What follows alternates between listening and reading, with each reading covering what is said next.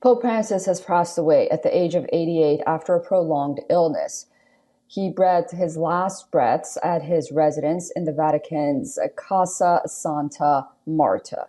The Vatican has announced that Pope Francis's body will be laid in a coffin in the chapel at the St. Marta residence at 1800 GMT today. The pontiff died at his residence in the Vatican's Casa Santa Marta at 7:35 local time on Monday. Pope Francis, the 267th head of Catholic Church, was unwell for a long period of time. He was hospitalized for 5 weeks in hospital for pneumonia in both lungs. He spent 38 days in hospital before he was released on March 23rd. Carissimi fratelli e sorelle. Dear brothers and sisters, with deep sorrow I must announce the death of our Holy Father Francis. At 7:35 this morning, the Bishop of Rome, Francis, returned to the house of the Father. His entire life was dedicated to the service of the Lord and His Church. He taught us to live the values of the Gospel with fidelity, courage, and universal love, especially toward the poorest and most marginalized. With immense gratitude for his example as a true disciple of the Lord Jesus, we commend the soul of Pope Francis to the infinite merciful love of the triune God. On Sunday, Pope Francis greeted crowds at the Easter Sunday service. He appeared at the Vatican's St. Peter's Square to wish Happy Easter to thousands of worshipers. After the blessing, the Pope was driven around the square as he passed through the crowds. His procession paused a number of times as babies were brought over for him to bless. His traditional Easter address was delivered by a clergy member. He was the first pope from the Americas and the Southern Hemisphere, dubbed the People's Pope. The pontiff loved being among his flock and was popular with the faithful, though he did face bitter opposition from traditionalists within the church. Born Jorge Mario Bergoglio, he became the first pope to take the name Francis after St. Francis of Assisi. The football-loving former Archbishop of Buenos Aires was also more accessible than his predecessors. Pope Francis, who is from Argentina, suffered a number of health issues throughout his life, from colon surgery in 2021 and a hernia in June 2023 to bouts of bronchitis and knee pain that forced him to use a wheelchair. His fourth hospitalization of more than a month from bronchitis in both lungs was his longest, raising speculations that he may step down. But he did brush off talks of quitting, saying in February 2023 that papal resignation should not become a normal thing. All right, we have a reporter's account right now. Let's go to that before we go to our first guest.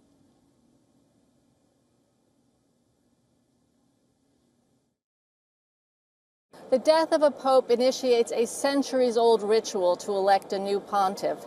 It begins with 9 days of funeral rites, during which the pope is buried.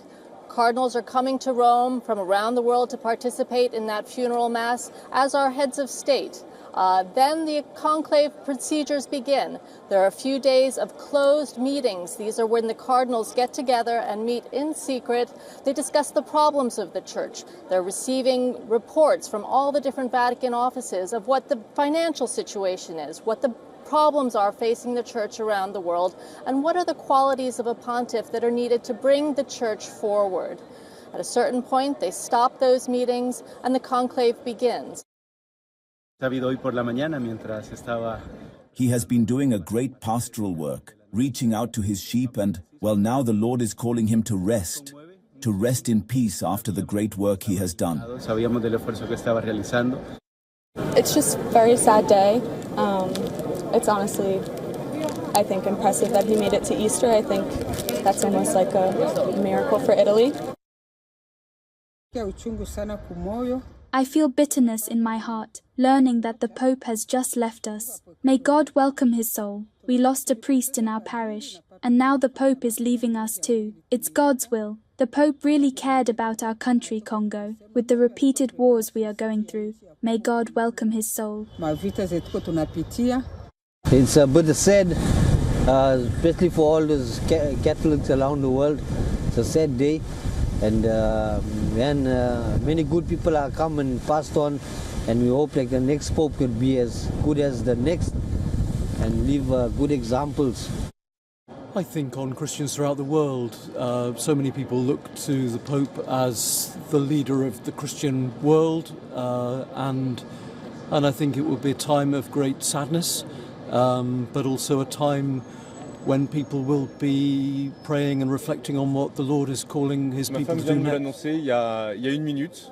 My wife just told me a minute ago when we arrived as we were looking at how to get into Notre Dame and attend Mass. Very surprised to have seen him yesterday for Easter, blessing the crowd, blessing everyone, and today to learn this sad news.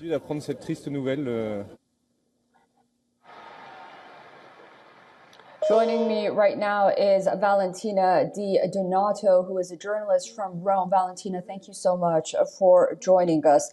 So we did hear this news just hours after everyone around the world was celebrating and commemorating Easter. What kind of legacy has Pope Francis left behind? Well, Susan, thank you for having me. It's, of course, a very somber day, despite it being Easter Monday, still a continuation of the Easter holiday. And there was so much excitement, obviously, with the improvement and the release of Pope Francis from the hospital after over 1 month of hospitalization for the double pneumonia. And then this morning, early at around 7:30, the announcement of the Pope Francis passing was a shock. And here in Rome, the faithful who are here to celebrate, hopefully to see the Pope, they were hoping for the Jubilee year, his release from the hospital. So many people here are so upset, so shocked, and grieving right now. And the legacy of this Pope in life and now in death has been incredible. He has been a unifier. That is something that we can all absolutely say. Even people who are not of the Catholic faith had so much respect for this Pope because of his humanitarian emphasis of seeing the most vulnerable, the migrant, for instance. Just think, his first trip as Pope was to Lampedusa, and he wanted to do that trip to emphasize seeing the most forgotten people. And he was very critical of how world leaders, both in Europe and beyond, were forgetting those people. And he believed that it was very much in the Catholic faith to help the most forgotten. So I think it's kind of ironic that his last visit was with American Vice President J.D. Vance, who is very critical of migration in the U.S. and who he states is a Catholic. But the two men have disagreed on how to see the migrant. And so just before his passing, Pope Francis was vocal, critical of the Trump administration on what it means to be open to the foreigner.